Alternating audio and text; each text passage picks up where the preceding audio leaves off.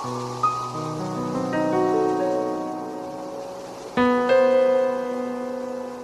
that was Alonso Loaiza on piano with his cover of Space Dementia. I'm sorry if I didn't pronounce your name correctly. You can follow Alonso on Instagram at alonso_loaiza.f and also check out his YouTube channel. Links are in the show notes or video description if you're watching this on YouTube. Thank you so much, Alonso, for allowing me to use your cover on the podcast. Welcome to the Musecast podcast, the podcast for musers, and I'm your host, Anais Lucia. And it is a very appropriate cover because this episode is about Origin of Symmetry. Yes. And I am going to discuss Origin of Symmetry with my friend Garry, who you might have seen on the episode where we talked about the simulation theory film. I don't know why I'm moving my head like this, but I wanted to bring him on because even though it's very hard to pick, he said that Origin of Symmetry is his favorite album. So, I'm trying to have different people come on to talk about their favorite Muse albums. So if any of you have a favorite Muse album that we haven't covered yet, please send me a DM so you can come on and talk about it. So without further ado, let's bring on my guest, Garry, and talk about Origin of Symmetry. Garry, hi, nice to see you again. Oh my gosh, thanks so much for having me on. It's great to see you again. Thank you for coming. And so we are going to talk about, you said your favorite Muse album was Origin of Symmetry. So it was really hard to choose, but if someone put a gun to my head, Origin of Symmetry, I'm super excited. I've been anxiously awaiting to talk to you about this album. Yeah. Awesome. All right. So before we get started and we start going into each individual song, for those who don't know, maybe who are a little bit newer in terms of like newer Muse fans, this is Muse's second studio album. It was released on June 18th, 2001 in the UK, and it was released through Mushroom Records and Taste Media. We're going to talk a little bit later about the late release in the US.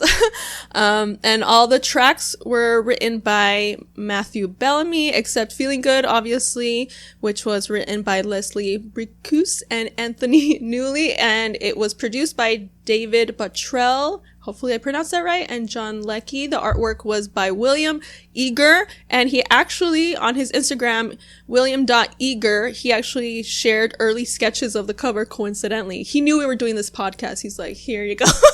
Here's some early sketches. That's cool. So just, I feel like producers, a lot of people, unless they're really into music, they don't really pay attention to who produces stuff. So, and just to give you listeners an idea of the producers, David Bottrell, hopefully I pronounced it right. He's a winner of 3 Grammys. He produced Newborn, Bliss, Plug-in Baby, and Dark Shines on this album. And he has also produced music for DEUS, I don't know that band, Dream Theater, Silverchair, and Tool. So it kind of makes sense that he produced those he's a heavy hitter. songs. Yeah. And John Leckie, he's a little bit more well known. He's actually one of Britain's most acclaimed rock producers. He also produced Showbiz, and he produced the album The Stone Roses for The Stone Roses, The Bends from Radiohead, and Ecstasy's White Music. So everyone's like, oh, Muse is copying Radiohead. Okay, they share a producer. Okay, they share a producer. And if he really thought they were copying Radiohead, I don't think he would have worked with them on 2 albums. Just saying. All right. I don't think so. Origin of Symmetry first came about through the changes Muse underwent through their intensive touring during the promotion of Showbiz. So they wrote a lot of this material during that tour. It was a critical and commercial success in the UK, and it peaked at number 3 on the UK albums chart and achieved BPI platinum status. I'm not sure what BPI stands for, but I thought that was pretty cool. And the singles from this album were Plug-in Baby, Newborn, Bliss, and Hyper Music / Feeling Good. And the title is derived from the 1994 book Hyperspace by theoretical physicist Michio Kaku, which suggests the title The Origin of Symmetry for a future book about the discovery of supersymmetry. So another thing that odd thing that Matt's into, because he's always about that stuff. It's just amazing, like just how much you can learn about everything else in life just by being a Muse fan. I mean, exactly. I'm like, I never had heard about this stuff. Yeah, so thank you guys. Thank you so much. Yeah. Matt said in regards to the the title and everything, he said, everyone's been writing about the origin of life, so now they'll start looking at the origin of symmetry. There's a certain amount of stability in the universe, and to find out where it originates from would be to find out if God exists. Wow. Heavy. Originally, it was scheduled for release in the US through Maverick Records, which, in case you didn't know, was Madonna's record label. I'm not sure if it's still her record label, but it was, because I haven't kept up with Madonna. Sorry. But I know that was her record label. I was like, oh, they were on Madonna's record label. So Maverick had originally, had released Showbiz, but they actually Muse left Maverick while they were working on Origin of Symmetry, because they wanted him to record the album with less falsetto. So he was like, heck no. And they left. And because of that, it didn't get released in the US, I think, till like 2005. So yeah, 4 years later. Yeah. Crazy. But I'm glad that Matt stuck to his guns. He's like, me telling me not to do falsetto, that's like my thing. That's that was like one of my talents. Rock and roll thing you could do. Like, tell the record label, like, go away, and I'm gonna do it my way. Now we're going to talk about I just want to provide a little bit of context, okay? So here are what some reviews said at the time of Origin of Symmetry. So Roger Morton at NME said, it's amazing for such a young band to load up with the heritage that includes the darker visions of Cobain and Kafka, Mahler and the Tiger Lilies, Cronenberg and Schoenberg, and make a sexy populist album. But Muse have carried it off. It's their Siamese dream. Now begins the psychoanalysis. Tom York's least favorite word is angst. Matt Bellamy's is about to become psychotic. We're the lucky ones who get to look at the pretty shapes as the blood hits the wall. All right. So the Guardian's Betty Clark she actually panned Origin of Symmetry as an unbelievably overblown, self-important, and horrible album in a one-star review. Dang, all right. Well, you don't get it. I'm just kidding. You don't get it, Betty Clark, all right? Not at all. You're lost. Yeah. And Stylist magazine critic Tyler Martin conceded that Muse are very good at their craft, but felt that the constant overplaying of everything waters it all down immensely. But then later, Q is a great magazine. I would buy it whenever I would be in like New York, because they don't really sell Q magazine everywhere. So when I would see it, I would like buy it. I had the covers with like the Strokes and Muse because they were like my favorite bands. Nice. So Q magazine actually later listed Origin of Symmetry as one of the best 50 albums of 2001, while Kerrang! Magazine named it the 9th best album of the year. So yeah, good job. High praise. Good job. Yeah. And in one retrospective review, which is, she listened to it later on, obviously years later, Natalie Shaw from BBC, she said that it shows a band with the drive and unfettered ambition to create a standalone marvel, which not only awakens the ghosts and cliches from prog's pompous past, but entirely adds its own voice.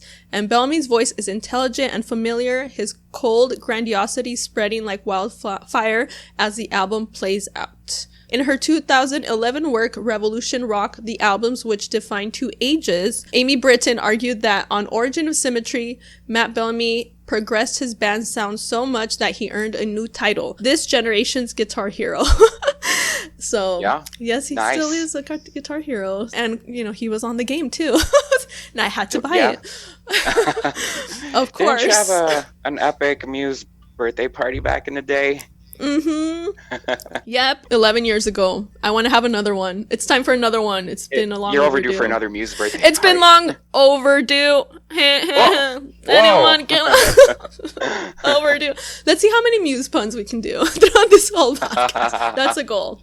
One for me. No, just kidding. All right. So let's get started with track number 1, produced by David Bottrill, Newborn, which was released. It was the second single off the album, released June 5th, 2001. It peaked at number 12 on the UK singles chart, and it was also featured on the Hullabaloo live DVD. Some of the B-sides on the single were Shrinking Universe, awesome, Piano Thing, amazing, and Map of Your Head. Regarding the meaning of the song, Matt said it's about a semi-fear of the evolution of technology and how in reality it's destroying all humanity. My fear is that we can't control it because it's moving faster than we are, so the song's setting myself in a location in the future where the body is no longer important and everyone's plugged into a network. The opening line is link it to the world, so it's connecting yourself on a worldwide scale and being born into another reality. And this was 19 years ago. Yeah. I wish I could just like talk to Matt about this stuff. I feel like he could talk about it forever. It's like, Matt, you're onto something, brother. Then another interesting fact about this song, during the recording of the album, the band experimented with using Matt's voice for the arpeggios instead of the piano, but decided that it was too abstract and removed it during post-recording.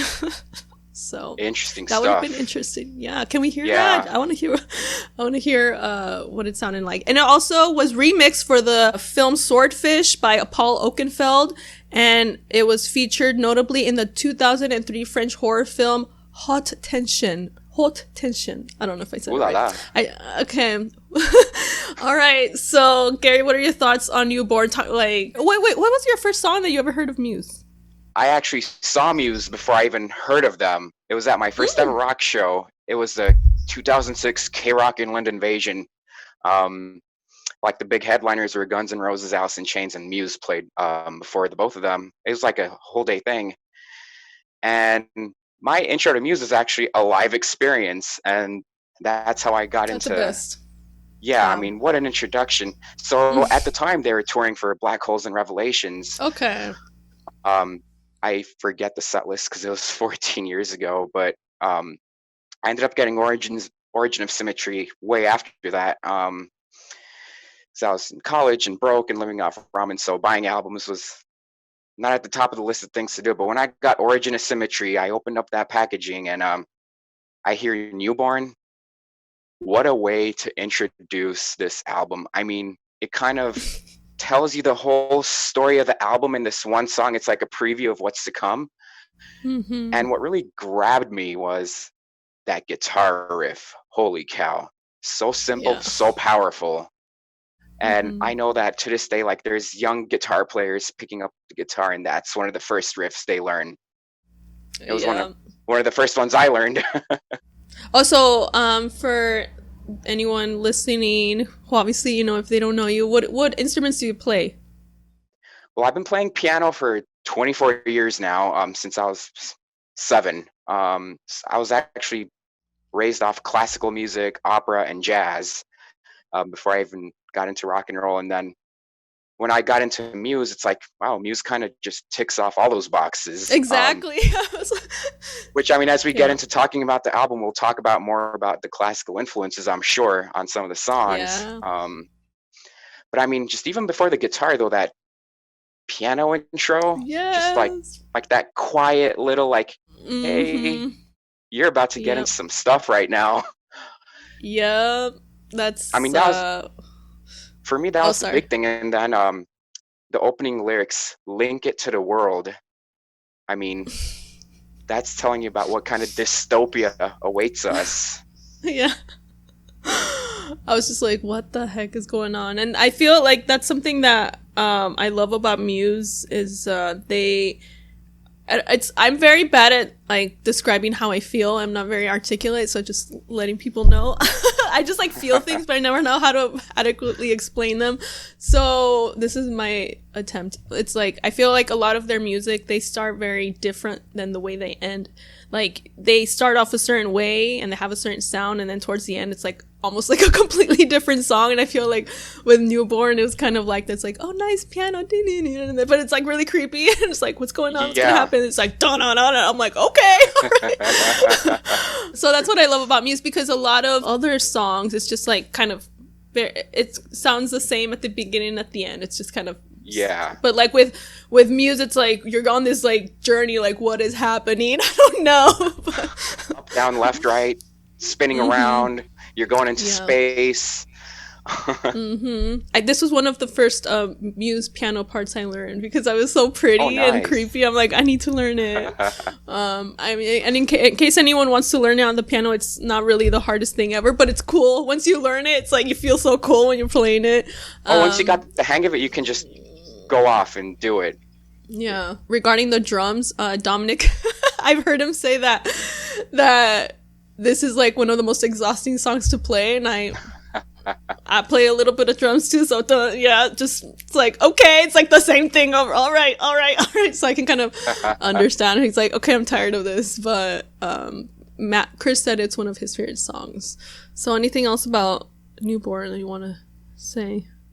I wish we could play the song, but just we can't for copyright reasons, so, Another thing, since we were talking about guitars earlier too, the bends that Matt executes towards the end of the song, towards the outro, it's like being in a tornado and in a hurricane and an earthquake all at the same time. Yeah. And that's just the first song on the album. Exactly. It's like, whoa. All right. Are you ready for this? Are you ready for this album? Towards the end, it's like, all right, I guess I am. And then the amazing, oh my gosh, another amazing song with another amazing piano part that I had to learn. Bliss. Bliss is just a perfect name because that is how I feel when I listen to this song. I'm blissful listening to Bliss. It was also produced by David Bottrell. It was the third single released on August 20th in 2001. It reached number 22 in the UK singles chart, and it was one of the most successful singles from Origin of Symmetry. The B-side had The Gallery, which was also so creepy and X-Files-y. I love it. Every time I hear it, it reminds me of the X-Files. Am I crazy? No, that's when you call up Scully and Mulder. Yeah. Oh, and I have to say, piano thing, that is so freaking beautiful. I don't know, like the B-side from Newborn. A lot of people said it's very reminiscent of Rachmaninoff's Piano Concerto No. 2, Movement 2, and we're going to talk about some other influences later on. So Matthew Bellamy has said that Bliss is his favorite song. I don't know when he said this. We have to look that up, but I'm going to post all the links for everything below. But at the time that they asked him this, he said it was his favorite song because it's got all these 80s arpeggios and keyboards on it, which remind me of some music I heard on some children's music program when I was 5. I think I ripped it off that. And that reminds me of when I was a bit simpler, a bit more of a pleasant state. So I guess when he was, when you were like a kid, It takes him to a happy place, and yeah. What's not to like? I mean, I'd love to run into him in the street someday and be like, hey, is Bliss your favorite song still? It's been 20 years. Yeah. And if he says yes, I'll be so amazed. I always thought maybe it was like about like a girl or something. Like Everything About You, I mean, what do you, I mean, that's always the impression I got, but do you have other theories of what the song could be about? For me personally, that's what I thought it was about. Like, just like some girl who's just like so amazing and positive. Resonates happiness. Everything about you resonates happiness. And I was like, who is this girl? Wow, she makes me really happy, I guess. Everything about you is so easy to love. I mean, wow. Yeah. This girl sounds perfect. I think it would be a good love song. So, but it doesn't sound like a love song. That's like the other thing too, is I think like some of Muse's I don't think they have that many love songs, which is okay. That's the only reason I love Muse. They don't have like all love songs because I get tired of love songs. I mean, if you wanted that, you could just go listen to Whitesnake. Yeah. But this could be like a love song, but it doesn't sound like one. That's the other thing. It's more like an admiration song. I wouldn't say so much like love, but like he really admires this person. And everything about you is how I want to be. Mm-hmm. Yeah, like maybe it's someone he aspires to be like. He sees these innate qualities about this person he admires and wants to be like them. And then you watch the video and then you're like, what? Yeah. Yeah, all of their videos at that time were pretty crazy. This is the one where he's like falling, right? Yeah, I mean, if Yeah. he was, I guess he was talking to the producer. He's like, I want to fall down. And then the producer goes, how far? Matt says, yes. He's just falling the whole time. Like, he passes by Chris one time, then Dominic one time, and that's it. And then just goes off and becomes space dust at the end. Yeah. So, like, I saw the video first before I actually heard the song on the album. So, Oh, like, okay. I'm like, okay, I've seen the video, and then I listened to the song, like, 1 and 1 makes 3 in this situation. Anything else about this song before we move on to the next one? I think it's time we move on to the next one. That would give me a lot of bliss. All Score right. for me on this one. Oh, he's okay. He's trying. He's trying. We're Good gonna job. keep score later on. We'll tally it up. All right, next one. Space Dementia. All right, Space Dementia, inspired by Sergei Rachmaninoff, whose music Matt began to listen to while writing the album. And apparently, space dementia is a hypothetical mental condition in popular science fiction where astronauts are sometimes said to experience while they're in space. And some of the chords in the chorus are an exact reduction of part of Rachmaninoff's second piano concerto first movement. And I listened to it, and yeah. Yeah, but that's 100%. okay. Yeah. It's a tribute. It's not a total ripoff. Yeah. It's respect to Rachmaninoff. I love, because I love classical music, and that's another reason I love Muse. I'm like, every time I hear anything, any like classical influence, I'm like, yes, like I can recognize it right away. I'm like, Matt, you need to choose. I mean, not that he's trying to get away with it, but like I can usually recognize it. So I'll be like, wait, that sounds very, Rachmaninoff or something, and then I'll look it up, and I'm like, yep, okay, yeah. Okay. It's also really cool too for like people who maybe don't listen to classical music or don't know much about it. Like they'll hear these songs and they'll go and look it up and maybe open up a whole new world for them. And I think it's amazing, like the way like Muse introduces, like, I was talking about earlier how we learned so much about like science and space and all that, but also about music too. Yeah. Like just the history of music. Like you can totally tell the influences and all that. So Matt Bellamy, here's what he has to say about space dementia. He said, space dementia is the term NASA used for what happens if you're left out in space for a long time, because if you truly conceptualize the situation of being there and looking back at Earth, it can drive you mad. The song's about a person who's quite important in my life and who gives me space dementia when I look at them. It's about being intensely engrossed so that you become obsessive and almost nasty. Yeah, it's just, for me, like just listening, like obviously we have the piano, but then Chris's bass just drives the song. He's just motoring along, but you listen to the lyrics and you pay attention. H8 is the one for me, and could you maybe explain to the listeners what H8 is before we move on? So, according to the Muse wiki, Matt detailed the meaning of H8 in a 2003 interview. Using a microcomputer, Hitachi H8, which can be built into the industrial machines, you can learn and understand the inputs and outputs of the microcomputer as a basis of robot control and conduct the experiments by C language for stepping motor control, servo motor control, and serial communication. H8 model, a 16-bit microcomputer, consists of 32-bit registers, has a flash ROM of 128 kilobytes, I think, a RAM of 4 kilobytes, SRAM with external extension of 128 kilobytes, and 78 I/O terminals in-out with the built-in AD and DA converters. H8 is a microcomputer usually built into a TV, VTR, mobile phone, and a car navigator. Since it has sample I/O terminals, H8 microcomputer is also used as a brain of a small robot. Sorry if I confused anyone listening. I probably confused myself as well. So, but that is a very thorough explanation, and I mean that's exactly it. Because at this point, like what I'm getting from the song is Matt has just completely given up on whoever he was dating or with, or his love life, all he needs is this microcomputer. It, like he says, it gives me all I need and helps me coexist without you. Like, this is a Mm-hmm. man in despair. Like, he's in a dark, lonely place. And again, this is 2001. I mean, just to think of how much more people are isolated, even before this pandemic, relying on technology for almost everything. Actual human interaction is getting less and less.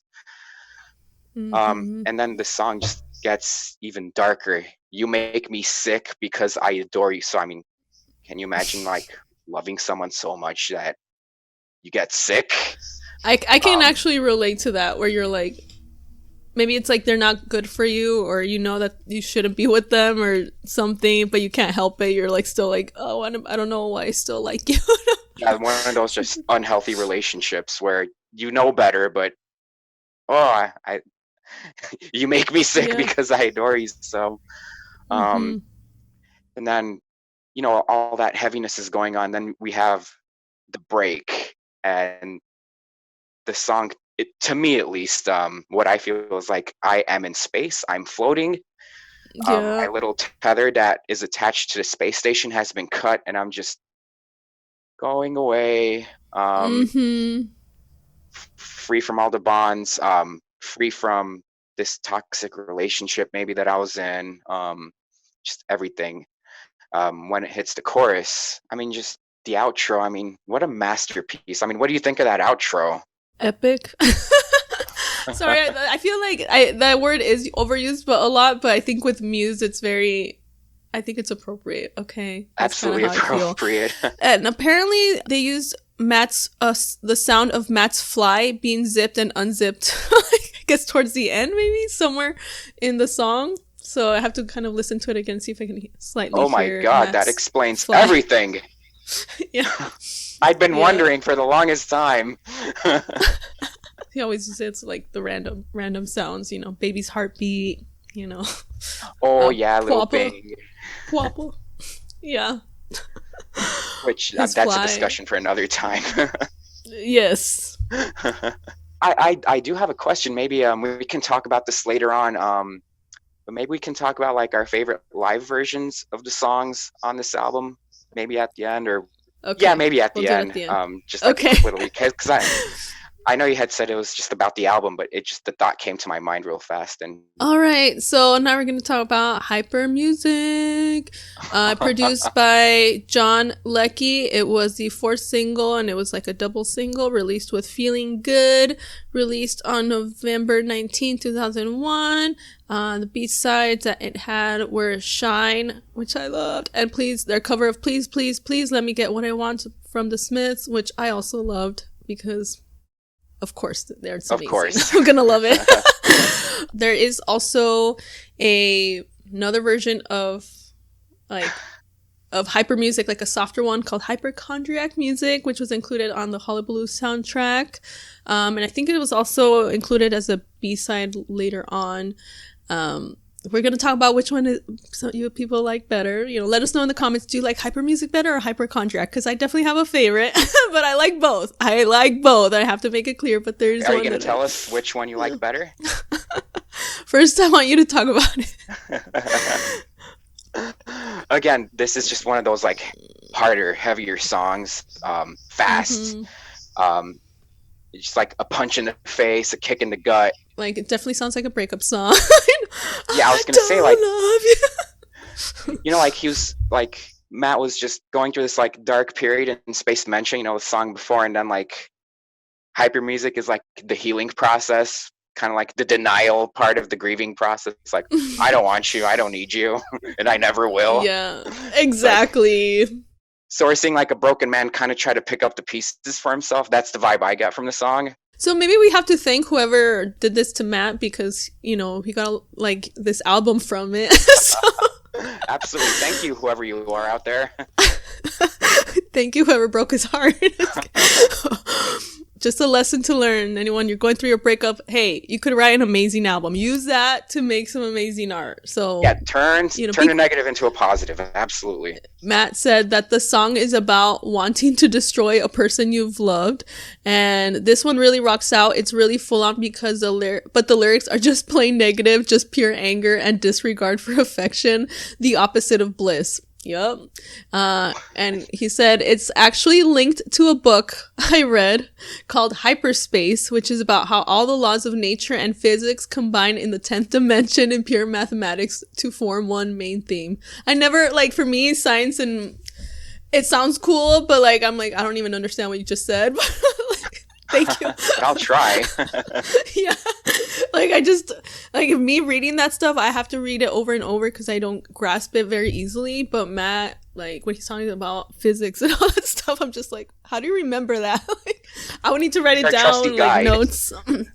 Yeah. So anything else you want to say about this song? Which one did you like better? Hyper music or hypochondriac music? I mean, they're both amazing in their own rights. I mean, I heard hyper music first, obviously, but then hearing on the Hullabaloo soundtrack, like, this is the same song, but it's not the same song. Like, I don't know the best way to describe it. I mean, it's so mellow and soft, and it kind of reminds me of when Aha did their Unplugged, and they did Take on Me Unplugged with just piano and stuff. I mean, that's the vibe I get from what Muse did with Hyper Music. Same song, same lyrics, same everything, but just totally different, unrecognizable. Yeah. Yes. Yeah, I don't remember which one I heard first, but I remember whichever I heard second, I was like, wait, these lyrics sound really familiar. I was like, oh, okay. So it's the same lyrics. I'm like, okay. And something like that happened with, in case people don't know, with Michael Jackson. Michael Jackson kind of reused the same lyrics in, I don't know which one came first, but Ghost, his song Ghost, and Is It Scary had similar lyrics too. So if you want to look that up, check it out. I love Michael Jackson, so that's how I know that. Because I remember just like listening to, I think I listened to Ghost first and then to Is It Scary, and I was like, wait, those are the same lyrics from Ghost. But it's their own song, so they can do that. Absolutely. They can reuse their own lyrics as many times as you want. So I don't think you answered which one you liked more.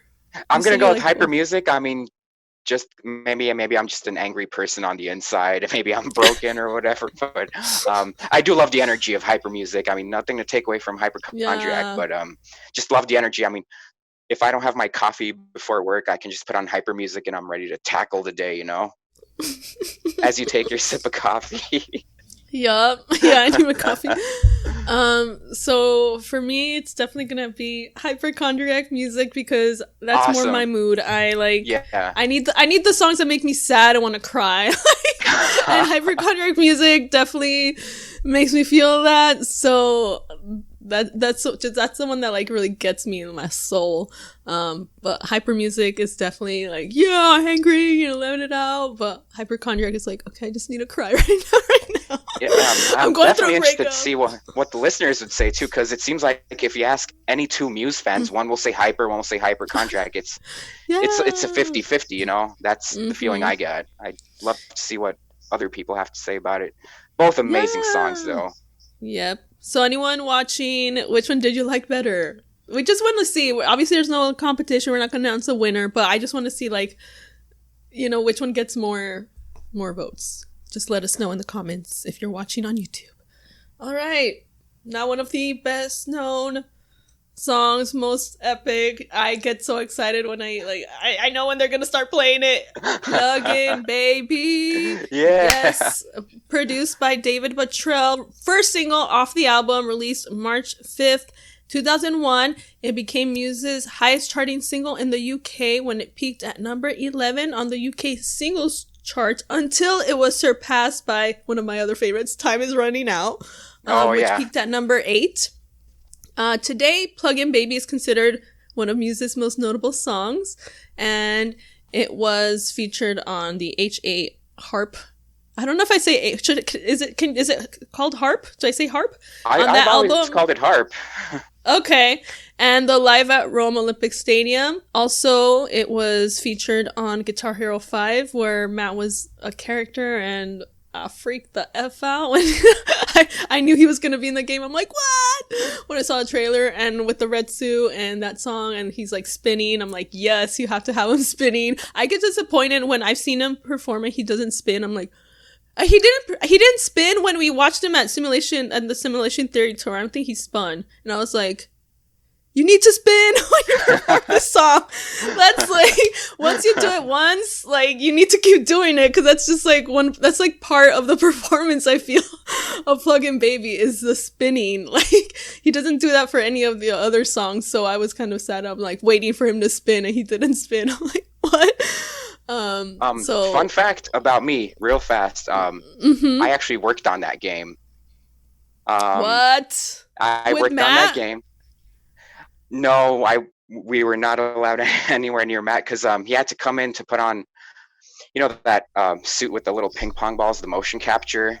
But I mean, we had the song already, so like I'm working on the game and like, oh crap, Plug-in Baby's gonna be on this, awesome.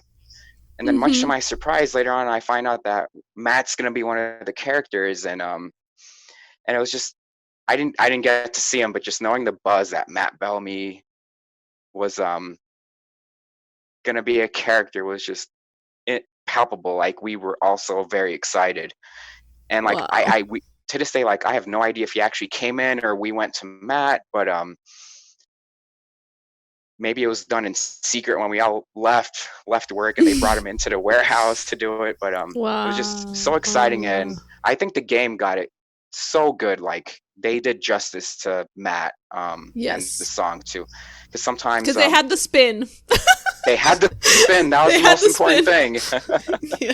And I will say, okay, in terms of what, because I'm like, I get really bothered when the faces are messed up, but his face was pretty good. The only thing, maybe it was, I don't know, is I thought he was a little too chunky in the game, because I was like, that's a kind of really thin dude. And so in the game, I was like, I think he could have been like a little skinnier, but maybe, I don't know, maybe they were like, okay, we don't want to make him look like a skeleton, but he was like, in the game, I was like, I think he's a little smaller than that. That's the only thing. We'll just blame it on the that, pixels. Like, yeah. But I'm glad, like, they had the spin. So I don't know why Matt doesn't do it anymore, but yeah. Oh, so beginning of the riff shows similarities to the toccata from Bach's Toccata and Fugue in D minor, and the beginning of Samuel Barber's Adagio, is that how I pronounce it? Adagio for strings. Yeah. Plug-in Baby was to be recorded under the wishes of Maverick, and this is the song where basically they wanted him to tone down the falsetto on this song as well as the rest of the album, but Matt decided no, so they left the label, and the album remained unreleased until 2005. Also, the opening guitar riff has been voted by Total Guitar Magazine readers as the #1 ultimate guitar riff of the 2000s and the 13 best of all time in 2004. And in 2011, Spinner.com named Plug-in Baby the 46th greatest riff of all time, citing its play on Bach's Toccata and Fugue in D minor.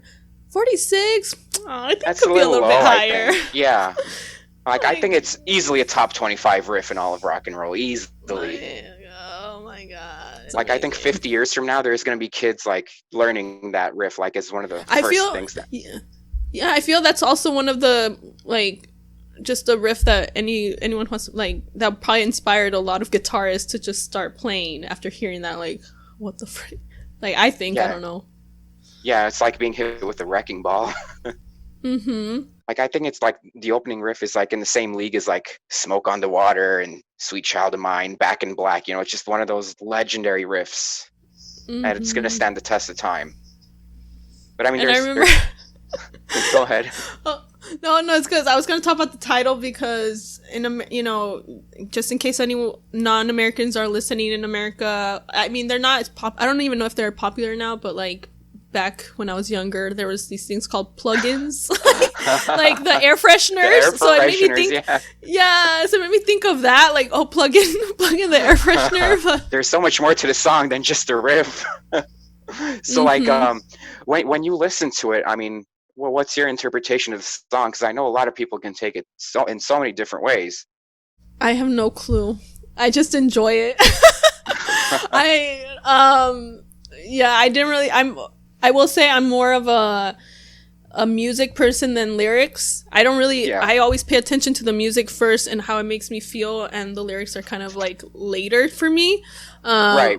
Like a lot of times, like they'll be, I'll be enjoying a song for years and years, and I've never like really paid attention to the lyrics, and then later I'm like, what the heck? So like, there's one from I think the 70s, called I'm Not in Love by 10cc, I think that's what it's called.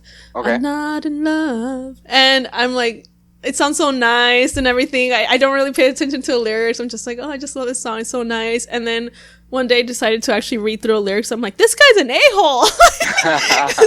The song sounds so nice. And I'm like, and I'm even singing along to it, but I'm just like not paying attention to the lyrics. And then I actually decided to read the lyrics and like pay attention to them. I'm like, wow, this guy's a jerk. But the song is so nice. So yeah, I will say I do play this one. Like when I would play it on Guitar Hero, I love playing the drums. I played expert on drums, just saying. Watch out now. Yeah. It's really fun to play on the drums. But in terms of the lyrics, I didn't really. So are you saying we're going to start a post-pandemic Guitar Hero band? Is that what's going to happen? That would be awesome. I played the drums so much that I like my Guitar Hero ones that I messed them up. Like they didn't work. Because I played them so much. Yeah. Like, I mean, the bass, like, the little, like, the pedal just stopped working. Then the snare, because that was the one that was used the most. Oh, yeah. Just stopped working. And then I tried to buy them again, and they kind of stopped selling them. So I was really sad. I'm like, God dang it. And Assassin, oh my gosh, I played that one in the next Guitar Hero, and I was, like, sweating. I'm like, it's not just a game. This is real life. We're talking like it's realer than real. I'm really into it. And the first time I completed Assassin on Expert, like I cried. I was like, oh my God, I did it. Someone give me an ice pack. Exactly. And I don't blink when I play Guitar Hero. I don't blink, especially on Assassin. Like you can't blink because you'll miss a note. I'm like like just playing with my eyes open. Then I'm like, oh, I start crying because it's like, okay, I can blink now. Oh my gosh. But sorry, we're talking about another album. Sorry, let's get back to Origin of Symmetry. For me, just like real fast, Plug In Baby, like it just sounds like a love song to his guitar. And like he uses his guitar as like an everyday tool, like to crucify his enemies. So like any challenges that may come his way, he just uses that guitar, create excellent music, and get through the day, whatever hardships he may be facing. That was like my biggest takeaway. That's some good. people might say it's about like religion or whatever, because in one of the lyrics, he talks about unbroken virgin realities, talking about like La Virgen and Jesus and all that. But to me, it's just more like, hey, my guitar is my best buddy. Let's do battle. Oh, okay. That's awesome. I wish, like, how they have, like, dance-offs? They should have guitar riff-offs. Do they actually have those? Matt's just like, that would be amazing. If that's not a thing, it needs to be a thing. We need to make some phone calls. Yeah, it has to be a show, and then, like, it's like a championship. You have, like, a bracket, and then Matt is there, and then it's gonna end up Matt versus somebody else. Tom Morello? I don't know. Who could it be? That'd be good. That would be amazing if that was an actual show. Okay, someone make it and give us money. Give us a percentage. We came up with the idea right now. We came up with the idea. That's right. So, and make me a host. I'm just saying. If you want that show, please comment so we can show that there is a demand for Guitar Riff Off show. We got to go into the meetings with support. Yeah, it can be done through Zoom. So there's several B-sides on this, I guess, because there was like different singles that were released. There was Nature One, awesome. Spiral Static, awesome. Bedroom Acoustics, awesome. I'm not going to say they're not awesome. I mean, they're all amazing. Awesome, epic, amazing. Yeah. And then Execution Commentary, all right? Which was described by Matt in a tweet when somebody asked him, like, which was the worst song he ever wrote, and he said Execution Commentary. And then if you look in the single, like, oh my god, I can't even think. Notes. Yes. It said that Execution Commentary was produced by a nasty piece of work. That's what they put.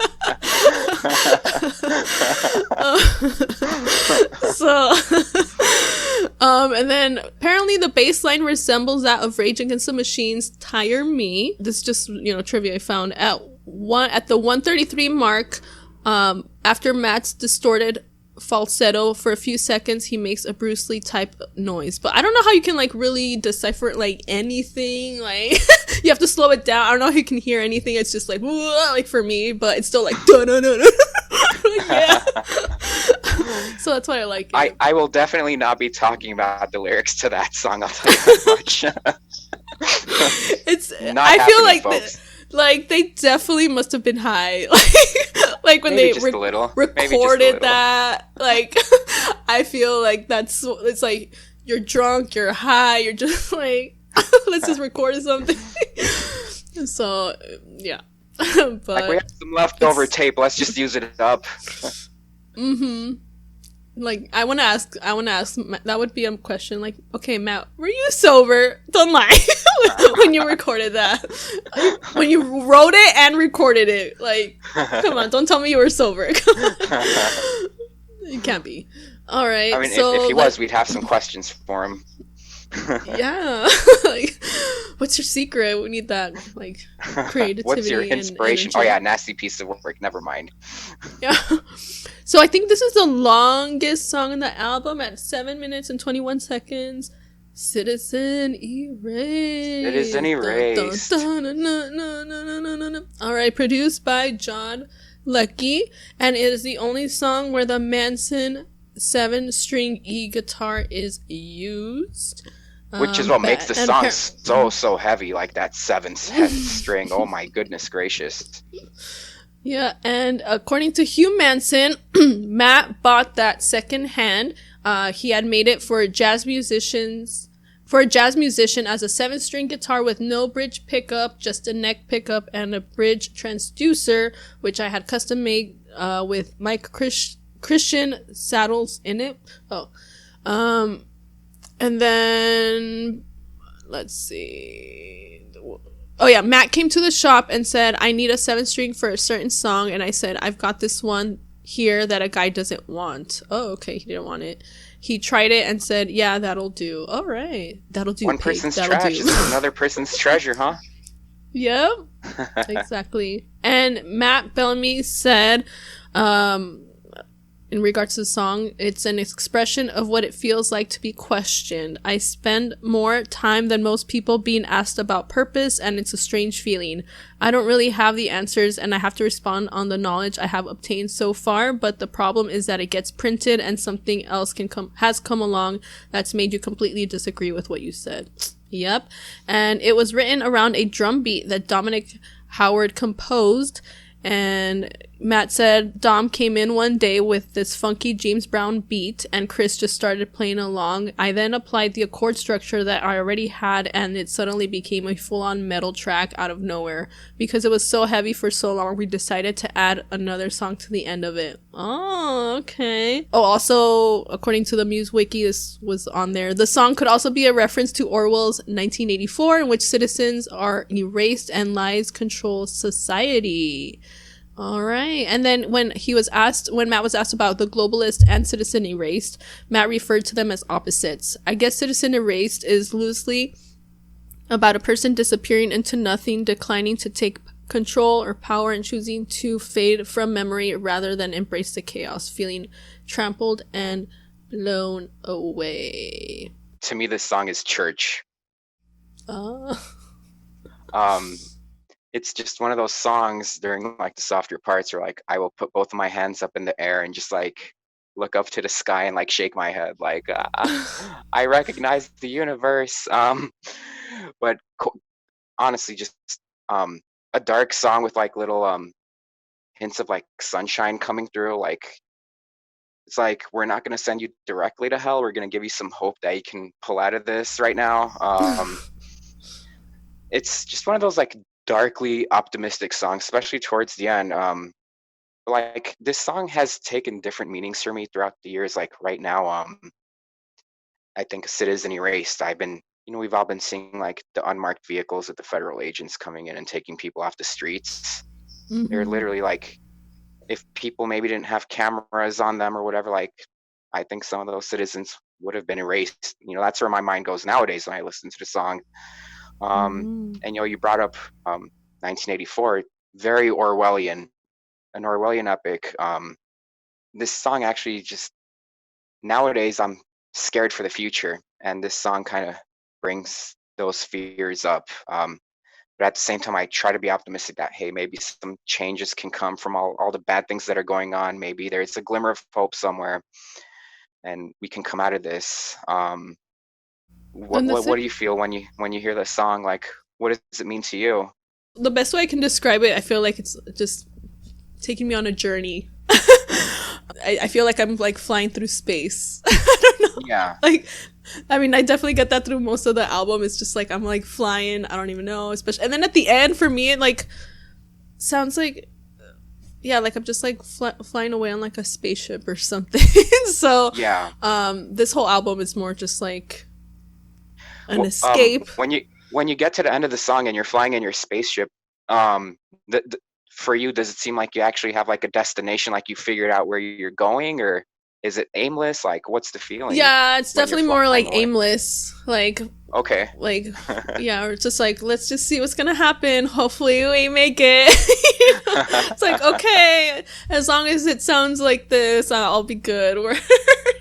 Yeah. So, and it's one of those, like I said earlier, that it sounds very different. Like, if somebody who's never heard this song, if you basically cut out like the first, I don't know, 30 seconds of the first 30 seconds and the last 30 seconds of the song and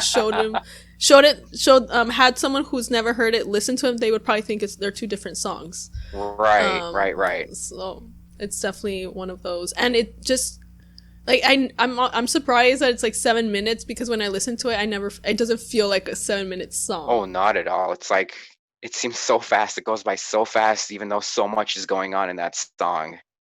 It kind of reminds me of, I don't know, just maybe like the mood of it. It kind of reminds me of like Exogenesis in a way, kind of. It's just like, yeah, it's kind of this feeling of like life is kind of ending. We're just gonna go see what else there is out there. Yeah. Kind of, yeah, that kind of mood I get from it. I get that vibe for sure. Okay. So next is track 7. Lots of falsetto here. Micro cut. Sorry, that is my dog shaking off and stuff. So, yeah. Whoa, my gosh! Like, imagine doing this one at karaoke. Woo! All right. It was produced by John Leckie. It has elements of, it's like kind of metal, but with some Baroque influences. And Matt's vocal range spans from D4 to A flat 5, and shares his highest recorded note with Showbiz and Survival. It's speculated to have been inspired by Prelude number 3 in D minor by Johann Sebastian Bach, and yes, like I heard that and I was like, yup. And Matt said that the song was inspired by a dream he had in which he was in a desert and there were giant blades swinging from the sky. I was having these strange hallucinations of this triangular blade, really silver, metallic, razor sharp. I was in this landscape, arid, gray, dead with an endless horizon, and I was trying to dodge these blades that were flying about everywhere. They'd go into my head, and I could feel them cutting into my brain. Then I went to the doctor, and he told me to drink more water, and that was that. Just drink more water, man. Solves everything. Solves all life problems. Just drink some more water. Another lesson, kids, and I'm about to do it right now. Very important. Leading by example. You need to balance it out, okay? Because I just had coffee, which is dehydrating. So now I need to be hydrated. So drink water unless you want to dream about, you know, crazy triangular blades going into your brain. I can just imagine like that music. He's like, yeah, so like having all these dreams, and it's like, just drink water. Okay. Cheers, mate. Cheers. Thank you. A little bit of information about his definition of microcuts. This stems from hallucinations I had of triangular blades cutting to the back of my head. It's a feeling that information is being infiltrated into your brain. I'd seen a TV program about psychological warfare and how the government could be controlling us using a type of radiation, sending pulses to our brains. So microcuts are cuts into your being that you can't see or avoid. Ooh. All right. Learning something new every day. I was just gonna say, like, this is one of those songs where I had to look at the liner notes because I just did not understand most of the lyrics. It's like an opera song on top of like a heavy rock song. But I'm going through the liner notes, and just to touch off on what you were saying, like, oh, Matt's conspiracy theory side, this is it right here. You know, microwaves controlling your brain. Then, you know, you brought up Harp earlier, the album, The Weather Control. Conspiracy or whatever. So Matt's telling us some stuff on this song for sure. Yeah, they're always warning us. I mean, simulation theory, now people who aren't even Muse fans, I see them like saying like, what if this is like a simulation theory? I'm like Muse was talking about that. They predicted this. They're ahead. They know. They've been trying to warn people. And it's so creepy. Like, I know we're talking about Origin of Symmetry, and I want to keep it at that. But just going through their like whole discography, like from start to finish, a lot of this stuff, you listen to the songs, and you're like, oh, Muse called it. Oh, that came true like 5 years later. Oh, this is actually happening right now. So, when you listen to Muse, just stay tuned, listen with your eyes and ears, and you might be in for a trip later Drones? on. I mean, come on. Come on. Yeah, that's why I love them. They know what's going on. They're smart. Absolutely. So would you ever sing this song in karaoke? If I had a lot of enemies at the karaoke bar and I wanted them to leave because I'm trying to avoid fights and all that, I do micro cuts and just drive everyone away. I want to play. Where's the little inspiration, just so I can hear it? Yes.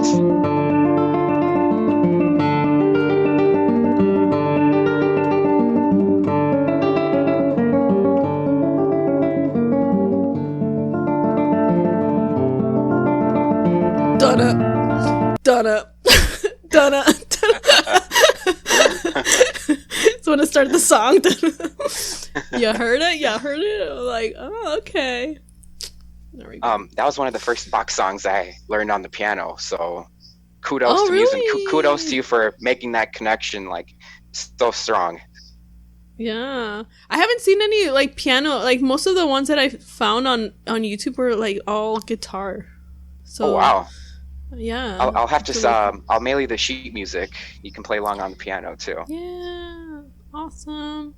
All right, now one of the more mellower songs, Screenager. Is that how you say it? I think so. Screenager. That's how I say it. Teenager, Screenager.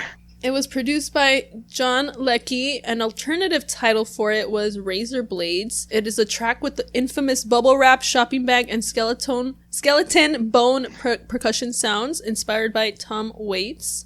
John Leckie was encouraging Muse to be experimental, so, that's why they used animal bones. I'm not sure which animal. I read llama toenails, so I don't know if that's, like, if it was for this song or another one, but I want to know which animal, like, which animal's bones they were using. And Matt said, Screenager is a modern teenager being brought up by the screen who develops a distorted image of their body because of pictures in magazines and because technology is rejecting the physical bodies we live in. It's also a bit about people who cut themselves because I used to have friends who did it and I didn't know why. I try to grasp that it's needing something quite brutal to remind you what your body's about. All right. And again, I hate to keep saying this, but that was 2001. I mean, if what Matt's talking about was a problem then, I mean, it's just out of control now with like the whole like people's self-image and all that, self-harm. But like if you don't pay attention to the lyrics or anything, just musically, it's just one of those beautiful songs that also kind of reminds you of Hypochondriac in a way. Like that's the vibe I get with the instrumental. Yeah. I feel like, you know, with the lyrics, like who you were was so beautiful. I feel like, yeah, I definitely got that vibe that like, you know, maybe he's trying to help a friend. Like maybe you're like your friend is just going through some hard times and you're trying to like just make them feel better. Like, hey, you're worth more. Like, yeah, stuff like that. So it's like a pretty but creepy song. Yeah, I mean, but it's cool. It just the person in the song has just suffered so much trauma because hide from the mirror the cracks and the memories. I mean, it's so bad that this person shouldn't even be looking at themselves. Like that's how badly like their image of themselves is. They can't like pass by a mirror without having some kind of trauma.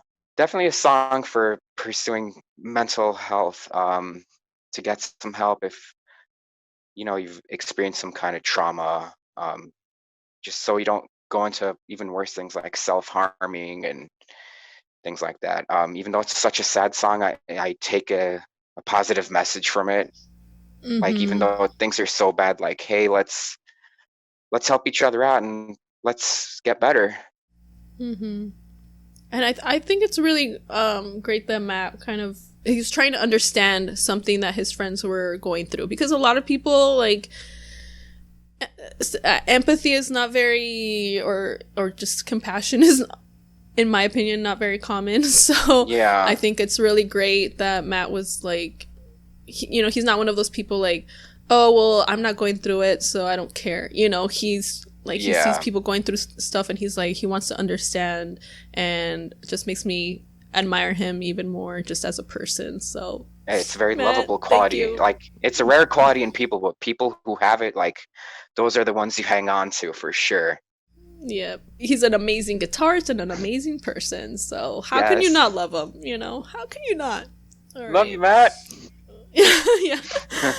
So Dark Shines, track number 9, produced by David Bottrell. Alternative titles were Policing the Jackson Funk, Dark Shines, separated 2 words, Alien Funk or Dark Skies, and it's a little bit, you know, has like a little kind of like Latin sound during the verses.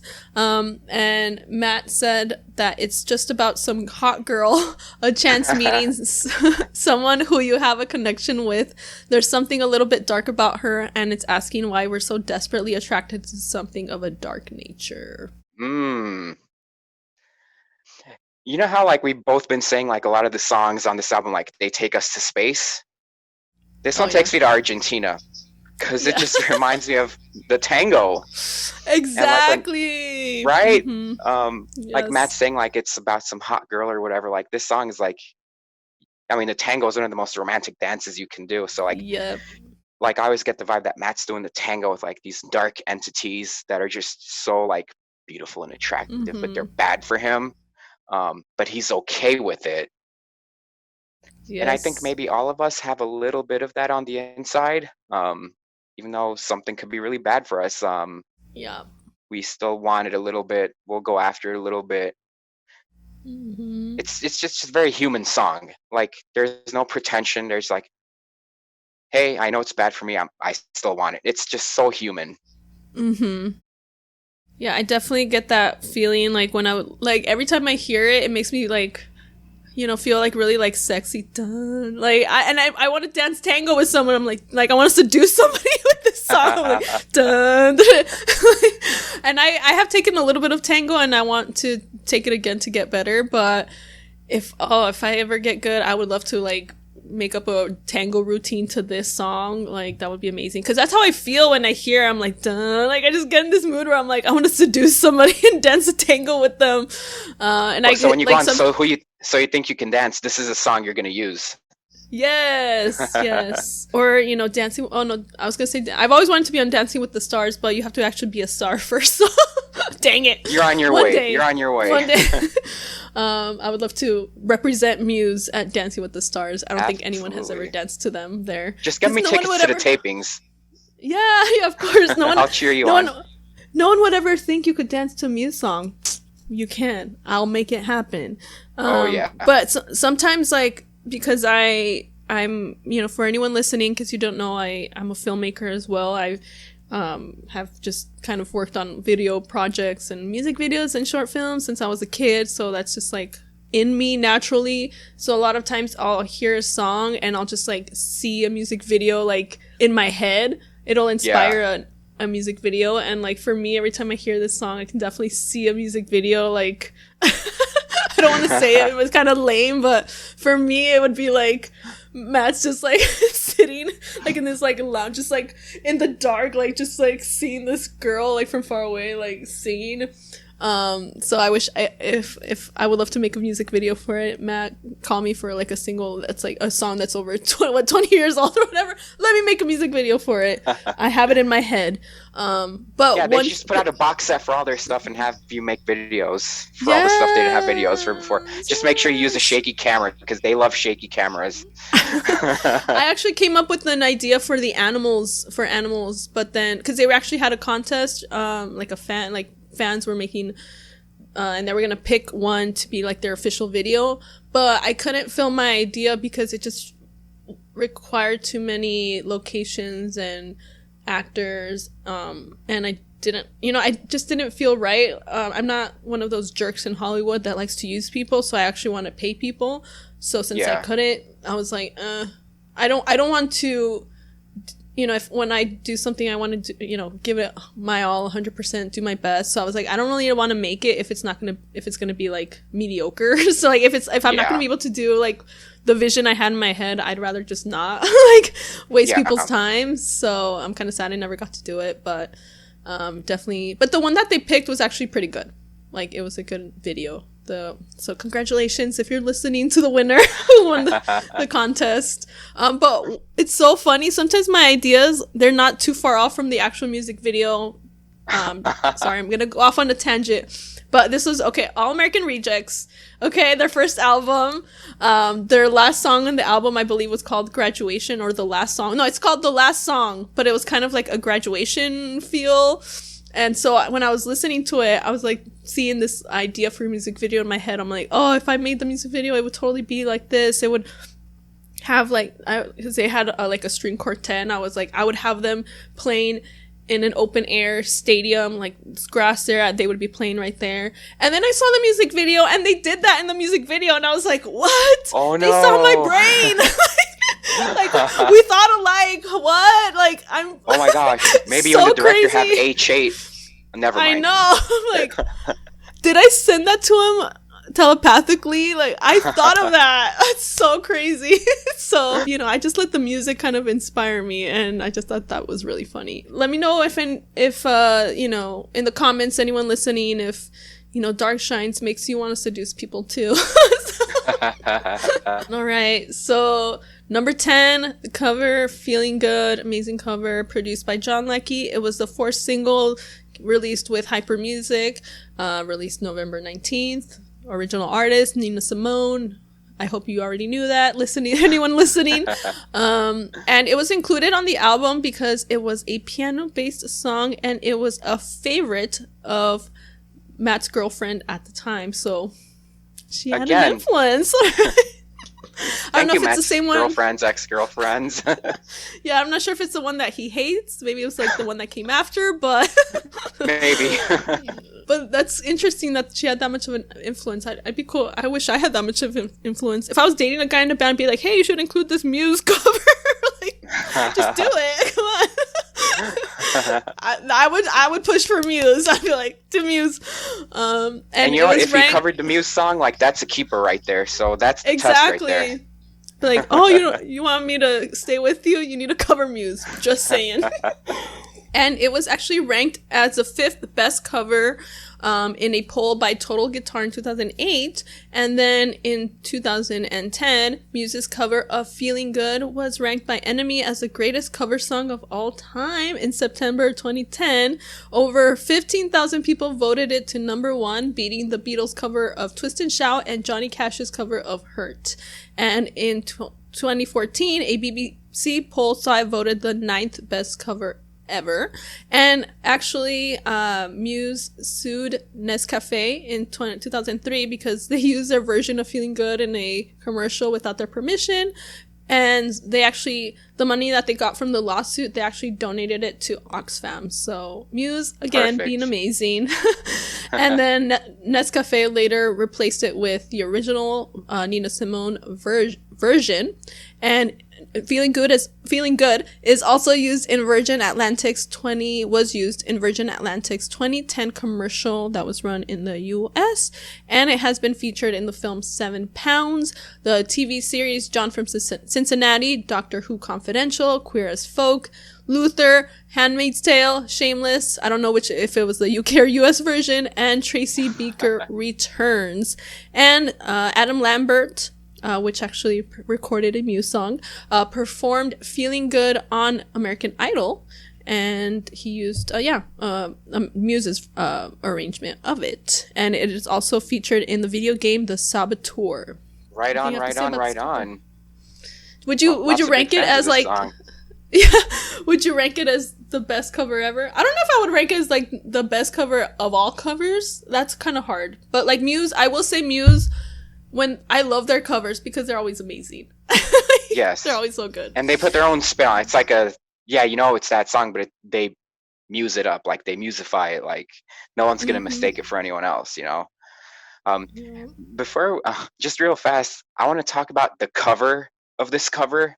It is by far my favorite, like, single cover, like that lady, like, pouring beans into the wood chipper, whatever on the singles cover. Like, that is like kind of like my brand of humor, just abstract. Like, and if the listeners haven't seen it before, I implore you to just Google image search like the single cover for Feeling Good. It's just so much fun. Yeah, I remember seeing it. I'm just like, what, the beans? It makes no sense. It makes perfect sense.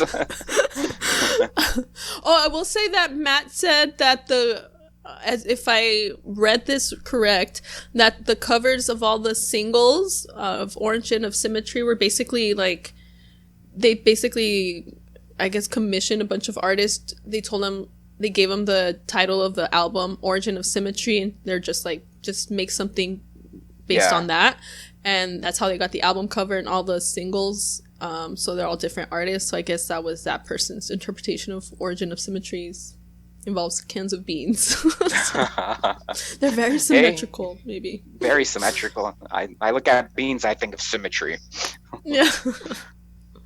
But it's always such a treat, like, to hear them do this song, whether they do like a full song or like as part of a medley or whatever. Everyone loves this song. Like, I think this song, if someone like doesn't really know Muse or hasn't heard of them, I think this song would be like a really good intro. If you want to like use a song that isn't a Muse song per se, like a cover wise, just like say, hey, like look at their influences, because you don't want to really hit someone with space dementia at first, especially if they're not into like prog and epic rock, and if they don't know who Pink Floyd is, maybe don't play Space Dementia or Futurism or anything like that. But this would be a really good starting point. execution Totally. commentary. That's way later on. We'll save that for way later on. Like, this is the same band that did Feeling Good. Yeah. What? Totally. But Yeah. yeah, this is a song that everyone just loves, no matter what their taste in music is.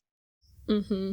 And that's definitely something that I love about Muse. Like, when I want to introduce somebody to Muse, I'll ask them, like, what kind of genre, what kind of genres do you like, who's your favorite artist? So I try to find something like in the Muse catalog that's kind of similar to that artist, because they have something, they have a little bit of everything. There's something for everyone. Mm-hmm. So I'm like, okay, listen to these, and then if you like that, then you can explore the other stuff.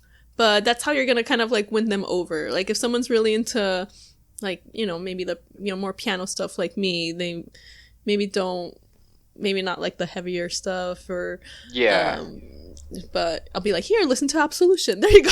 So, or Piano Thing, there you go. But yeah, they have a little bit of everything, especially now with like the like later stuff. They have more like, you know, a little bit of R&B, funk, you know, dancey stuff, electronic. There, we have it there. So. And actually, it was one of those songs. I mean, we'll talk about this some other time or whatever, but it was one of those songs that really like cemented my love for music. Like, I had to get off the freeway and buy The Resistance. It was Undisclosed Desires. Like, I heard that song and like it changed my life, and that's when I became like a full-time muser for sure. Wow, that's so funny because actually, I think I read that somewhere else. I forgot what song it was they were referring to, but somebody said like about a Muse song too in the comments. It was like on YouTube, and they said, "Oh, after I listened to this song, I had to get out of my car and just like cry or something like that." It was like a more sad song, but I was like, "Wow, it's you know, music is powerful." So totally.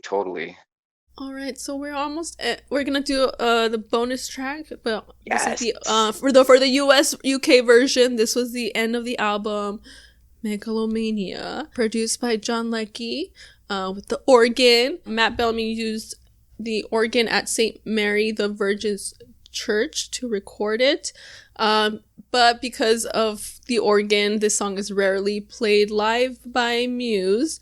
But they did play at their charity gig at the Royal Albert Hall. And I actually got to I went to London 2 years ago, and I remember I was like, I have to go to the Royal Albert Hall because I went there because Muse played there. I was like, I don't care about the history of it. Never mind everyone else who played there.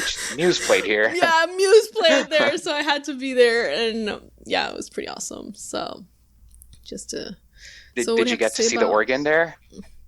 No, I just went outside. Oh, okay. Yeah, I was being cheap. I mean, I didn't know. Next time you go, you got to go inside for whatever. It could be whatever show, and then just sneak off and find the organ and start playing. They probably wouldn't let me touch it. They'd be like, "Do not touch." I'm like, oh, dang it! What an epic very ending to the way the album. The song was.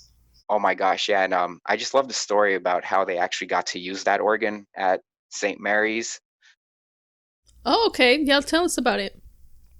I don't know that story. Well, Matt went to the church and he asked the priest if he could use the organ to record a song. And the priest is like, well, you know, I got to make sure it's not satanic. What's the song about? What are the lyrics? And Matt just lied and wrote some lyrics that were not Megalomania. And I guess the priest or pastor, reverend, whatever,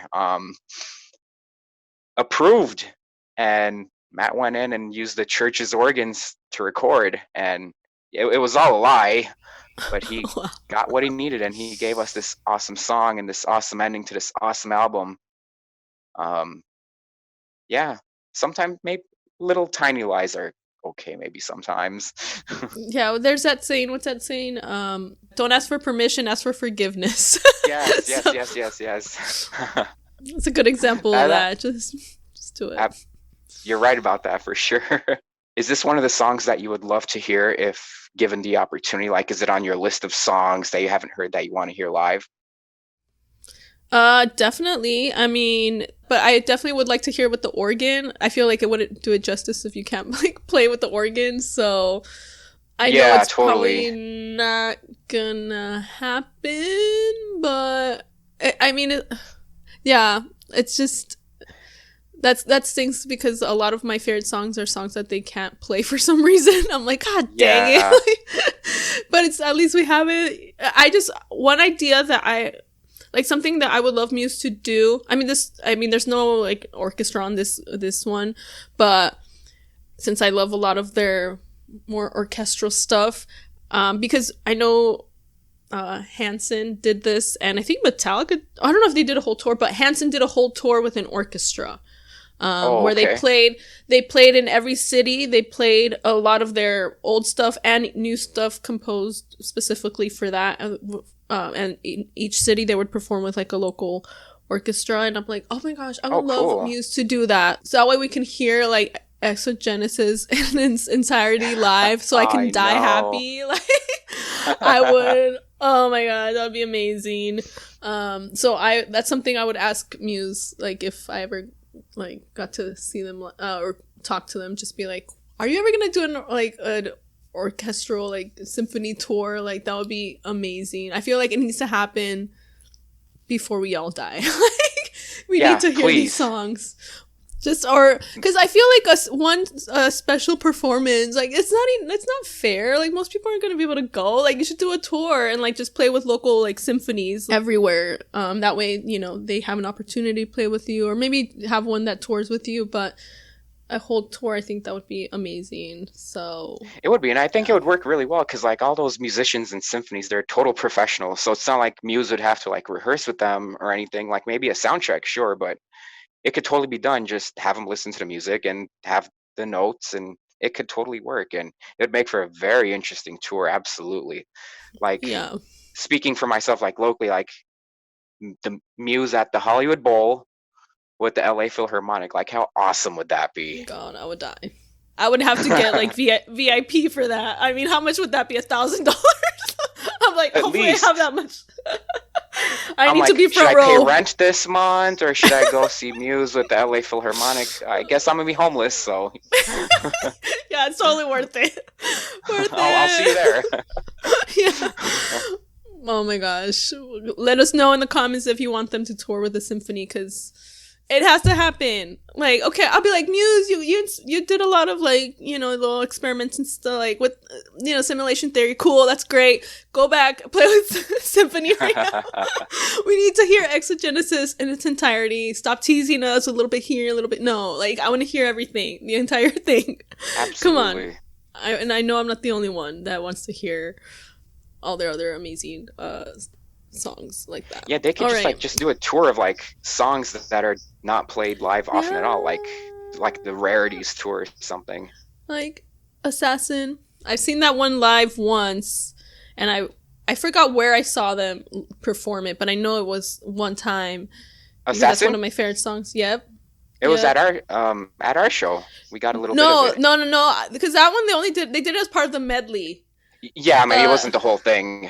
Yeah, but because I've seen them 9 times, and somewhere before Simulation Theory, I remember seeing them perform it live, but I don't remember where it was because of all the places I've seen them.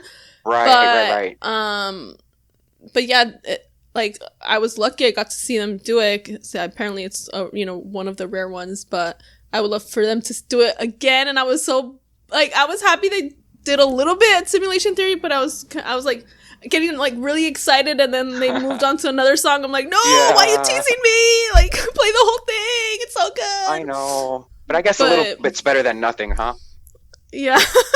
And one of my favorites is because I love it so much is Endlessly. That's one they like rarely ever perform. I think they've only performed it like a couple times, and that's one of like my favorites of all time. I'm just like, do it. I love it. It's so good.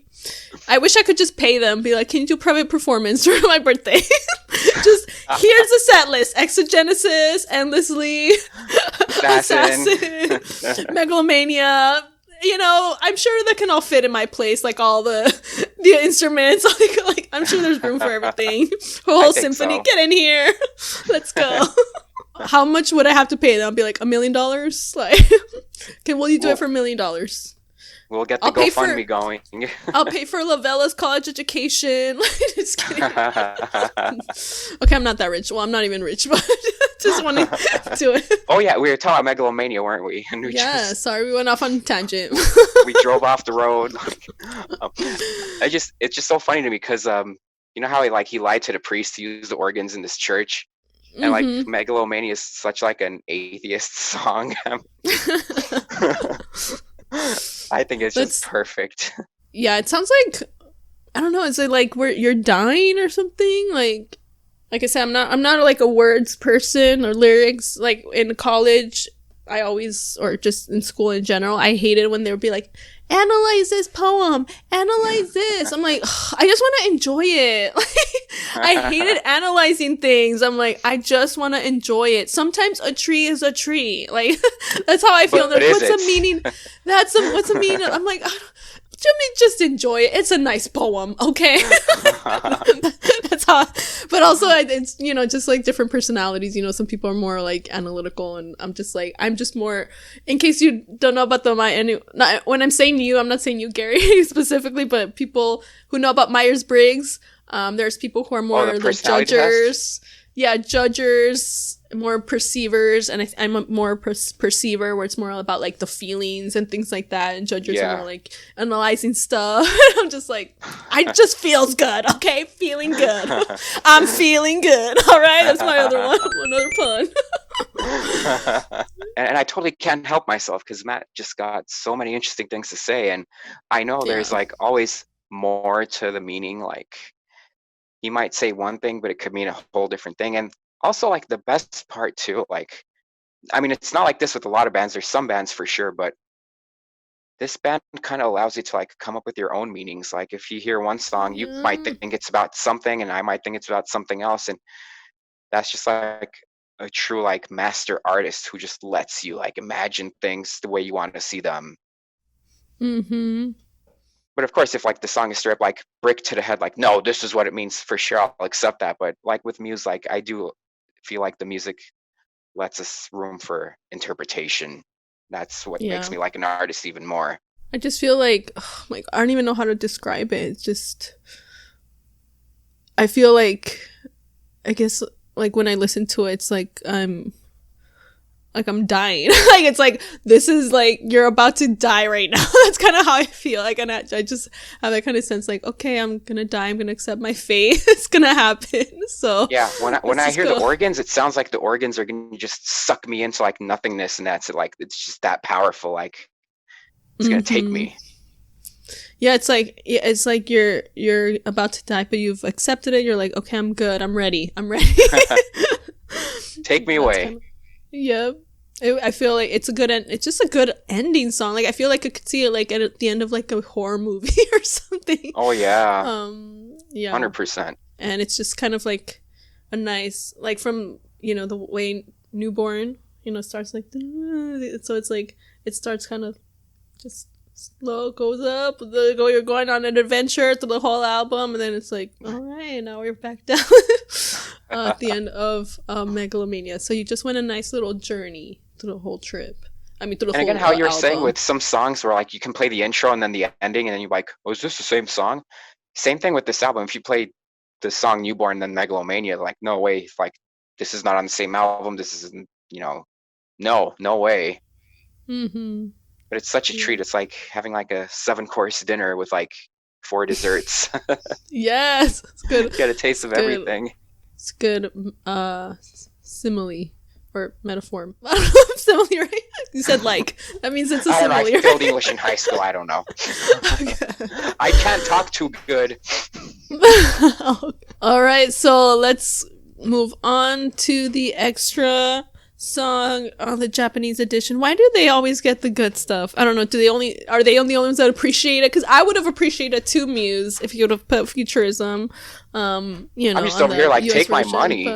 Yeah. So Futurism was produced by David Bottrell, and alternative titles for it were Spectrum, Tesseract, Electro Empire, A Political Land. Very interesting titles. The first seconds of the song bear a distinct resemblance to the song Too Many Puppies by Primus. Have you heard that song or no? I'm gonna play it just so you can hear it.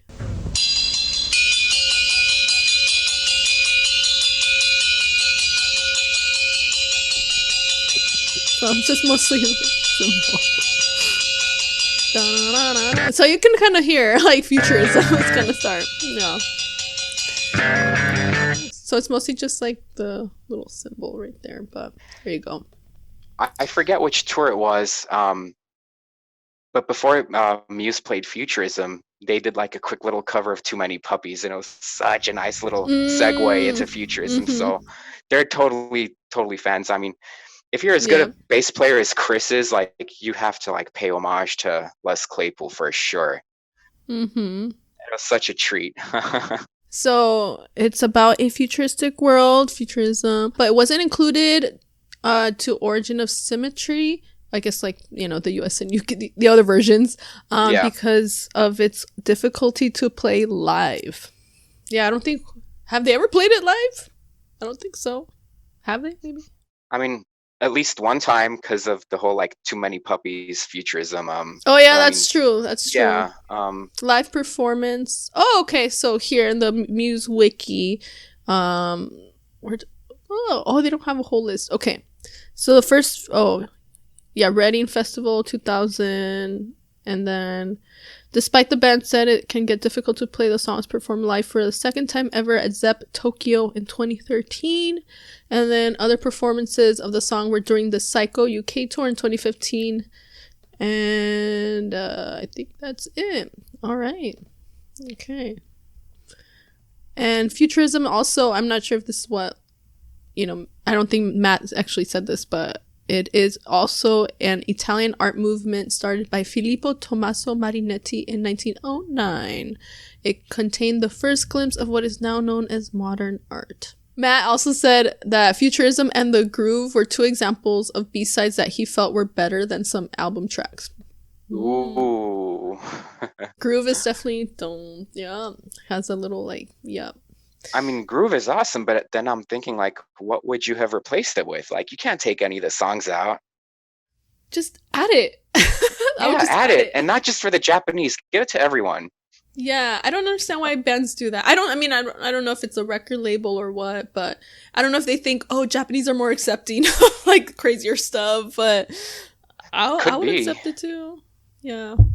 With open arms. Oh, we want to go over the live versions. Right. So obviously, like, Hullabaloo, like, it's really interesting too, like when they were touring for Showbiz, and you would see like a lot of these songs that ended up being on Origin of Symmetry, like the beginning stages of it, and then seeing how like they're a little bit more I don't want to say basic, but like they had the structure there, but then like as the time went on, more stuff was added. So it was just interesting to see how like the songs grow with time up until like idea to like putting it on the album.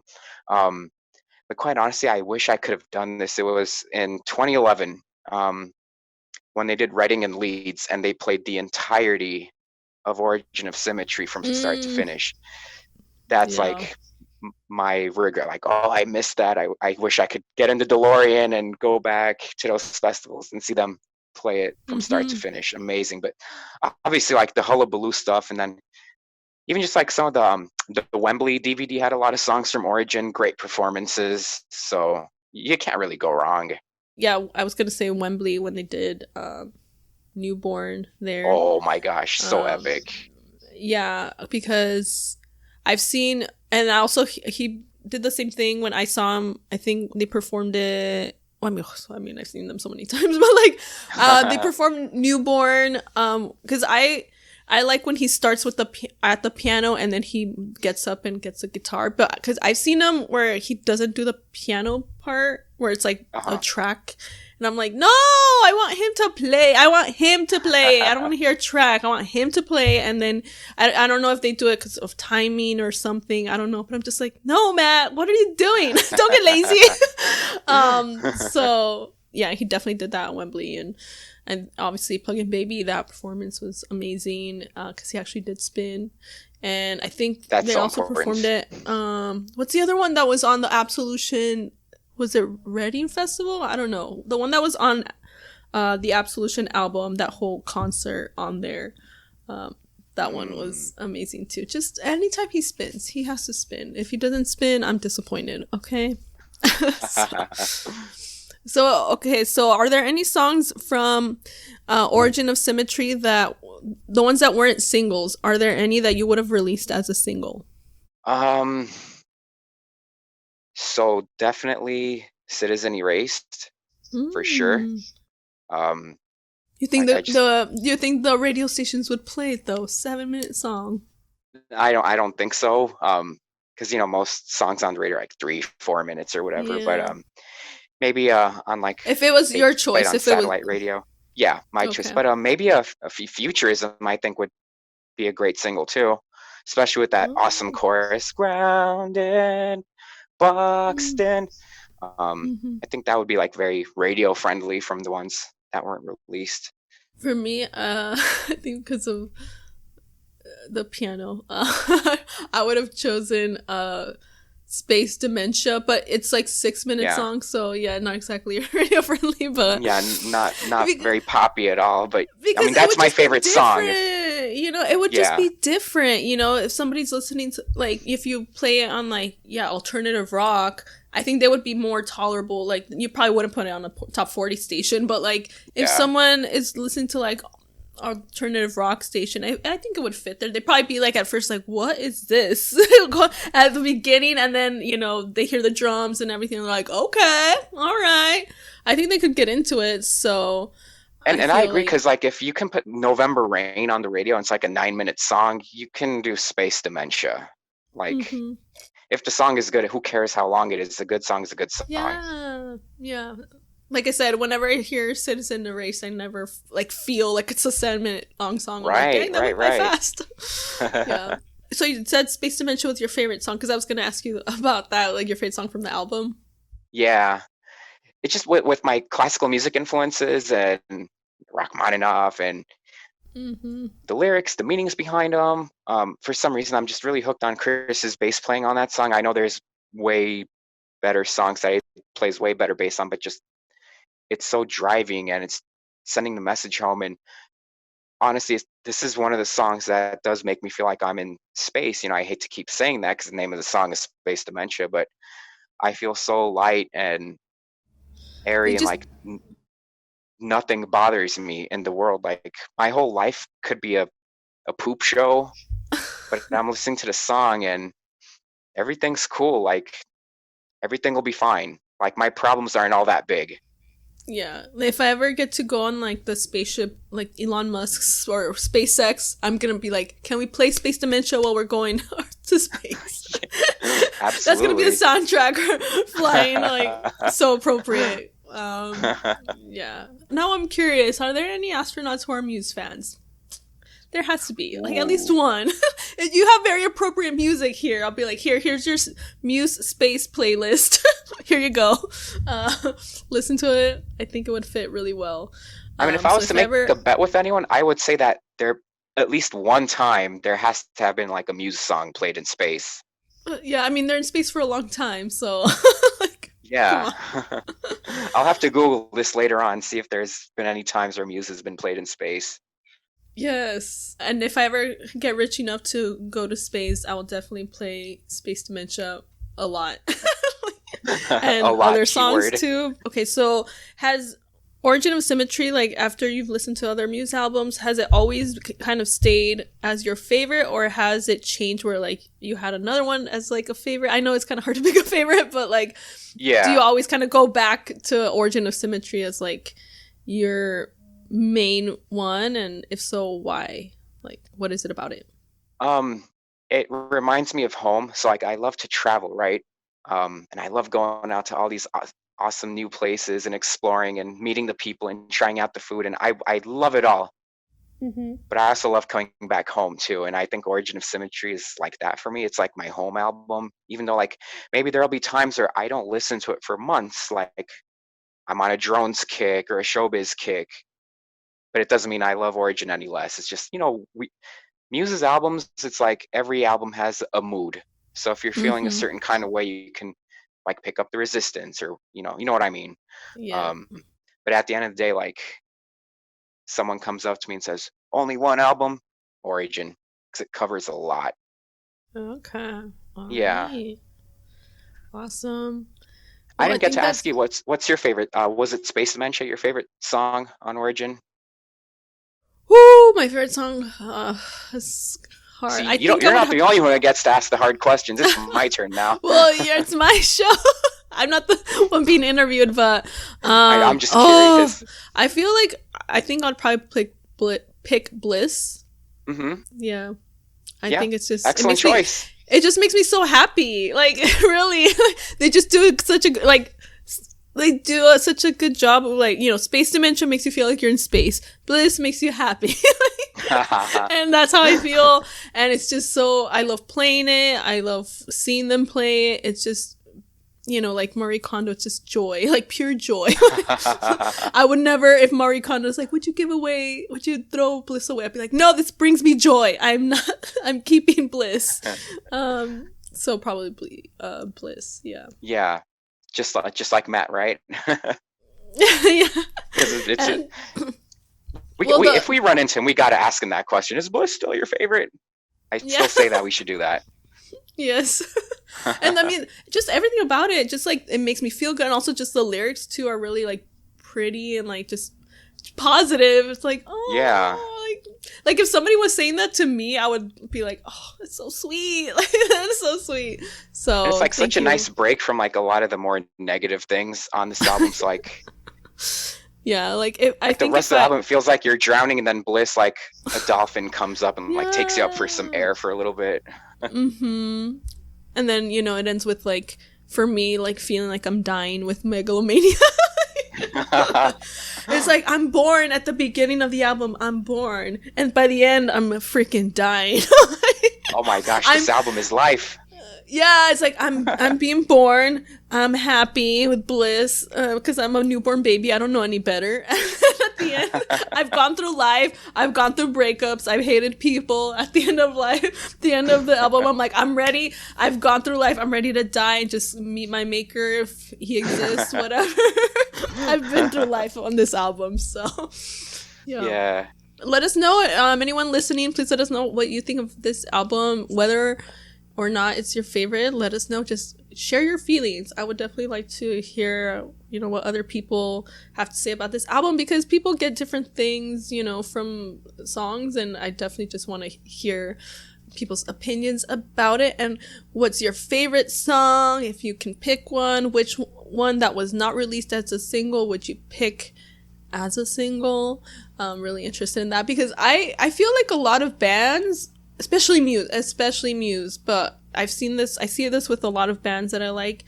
I always feel like their B-sides are just sometimes even better than the stuff that's on the album. Right. I don't know if that's just me. And I'm like, why didn't you release this as a single? First of all, why didn't you put it in the album? Second of all, this could have been a single. Why? And I feel like, Muse has so many good B-sides. I'm just like in love with them. And I'm like, why wasn't this on? Like, this should have been a single or a B-side. Come on. I think maybe I like a lot of B-sides because a lot of times they tend to be kind of different than maybe their normal stuff, and also different from what you hear on the radio. So it's just like refreshing. I'm like, oh my gosh, you did something different and it's amazing. And I just wish people like could, I guess the general audience, they're not more accepting of that. Like if they hear something different, they're like, get it off. But I'm more like, ooh, this is different, like this is interesting. So I just wish the radio, like just people in general, were just more accepting of like different things. And so that, because I feel like I would enjoy listening to like modern music now if it was more interesting, where it's like, okay, this is like not memorable, next song. It's just but they follow a formula, but Muse never follows any formula. Yeah, I would love to have like my own like radio stations, like B-side radio. It's B-sides all the time. Like that would be amazing. Okay, that's another idea. Don't really copyright it. Don't steal it. I'm gonna do it. If anyone listening steals my idea for B-side radio, I will sue you. I'm just saying. So two great ideas on this. The time we've spent together, the guitar player riff off and B-side radio.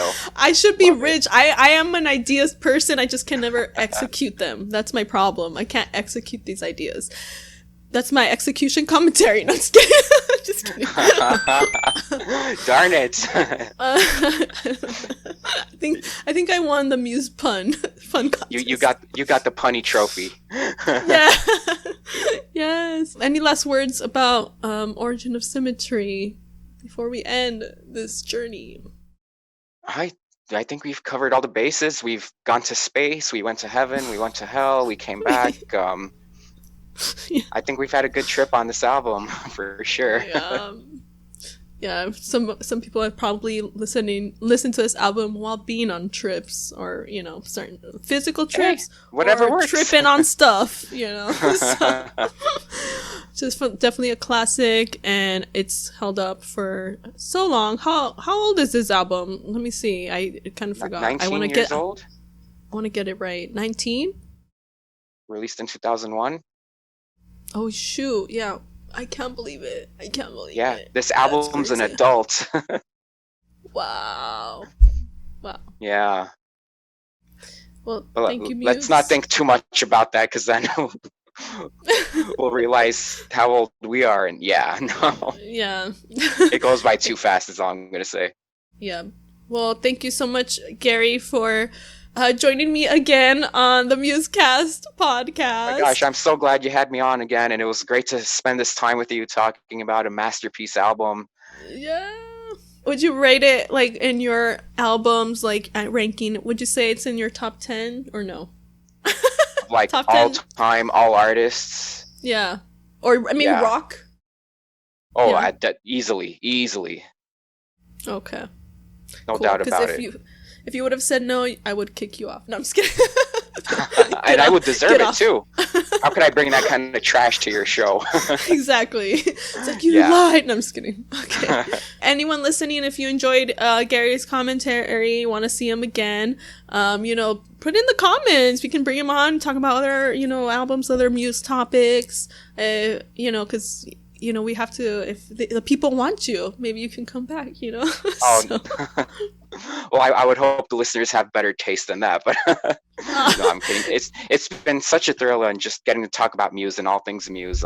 It's, again, just such a big honor and such a thrill to share this time with you. So thank you so much. Oh, thank you. And stay safe. And we'll talk to you again, Garry. Yeah, please stay healthy and safe, and I hope we can do another Muse show soon after all this ends. Yeah. Bye. Bye.